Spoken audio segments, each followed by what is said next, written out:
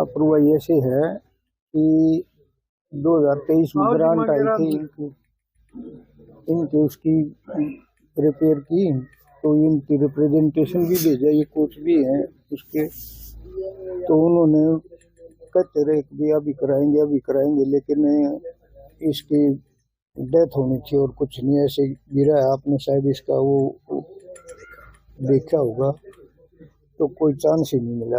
और national level 4 बार का national खेला हुआ लड़का है और 17 साल की एज में ये नेशनल लेवल का प्लेयर था। इतने एफर्ट्स किए इसने, डेडिकेटेड प्लेयर था, अकेला ही प्रैक्टिस कर रहा था और बच्चे दूसरे पोल पे कर रहे थे, ये अकेला उस पोल पे कर रहा था। और एक बार रिंग के पास गया, रिंग नहीं मिला इसको, दूसरी बार जब किया तो इसने रिंग पकड़ा और उसके ऊपर। अच्छा, हार्दिक ने कभी आपको इसके बारे में बताया कि वहाँ पोल खराब है? नहीं, किसी ने भी दिक्कत है? नहीं, किसी ने भी नहीं बताया। हार्दिक ने तो क्या, और किसी ने भी नहीं बताया कि भाई इसके ये ऐसे ये जर्जर हालात में है, क्योंकि वो जो ग्राउंड लेवल था ना, उसके थोड़ा सा सेंटीमीटर कुछ नीचे था जो दिखाई नहीं दे रहा था। पेंट पे किया हुआ था तो पेंट के अंदर से जंग दिखाई नहीं दिया। ऐसे बता रहे हैं दीपेंद्र हुड्डा ने अपने कोच से हाँ 12 लाख रुपए दिए थे, वो आगे थे इनके पास ही, लेकिन वीडियो ने और इनकी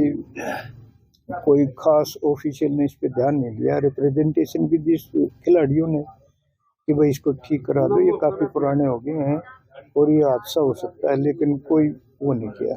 पैसे किसके पास आने थे? वो तो डेवलपमेंट उसके पास जिला परिषद में आने थे, DRDO के पास, तो उसके पास आते थे पैसे तो काफी दिन से पहले से ही। अच्छा, यहाँ कभी कोई गवर्नमेंट का अधिकारी, कोई कोच ना, ऐसे था यहाँ पहले नर्सरी दी गई थी बास्केटबॉल की और कबड्डी की, लेकिन वो नर्सरी इस साल से वो नर्सरी भी खत्म कर दी गई, क्योंकि हमारे जो गांव में है 500 प्लेयर ऐसे हैं, इनमें 14 तो नेशनल लेवल के प्लेयर रहे और बाकी स्टेट लेवल का तो पता नहीं कितने प्लेयर थे। यहाँ तो जन्मजात बास्केटबॉल है इनके DNA में। फिर खेल अधिकारी का कोच जो बास्केट का है? ना, कोई नहीं आता था। ये जो अपने सोशल वर्कर है, जिस तरह से पुराने खिलाड़ी हैं तो यही खिलाते थे और कोई गवर्नमेंट की तरफ से कोई वो नहीं आ रहा था। क्या मांग करते हो आप?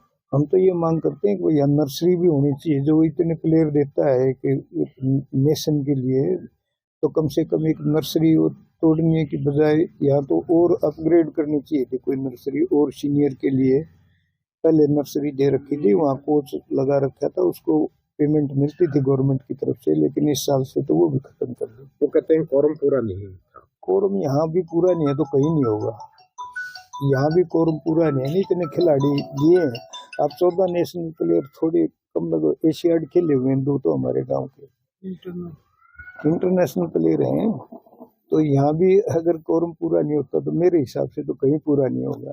तो कुल मिलाकर कौन जिम्मेवार है इस हादसे का? देखो, ये तो आप भी अंदाजा लगाओ कौन होगा। एडमिनिस्ट्रेशन जब कोई ध्यान ही नहीं दे रहा तो एडमिनिस्ट्रेशन ही जिम्मेवार है, और तो कौन होगा। यहाँ तो गांव में चंदा इकट्ठा करता है, ये यहाँ स्पोर्ट्स यूथ वो बना रखी है, वो चंदा लोगों से इकट्ठा करते हैं और तब ये चला रहे हैं। क्या मांग करते हो?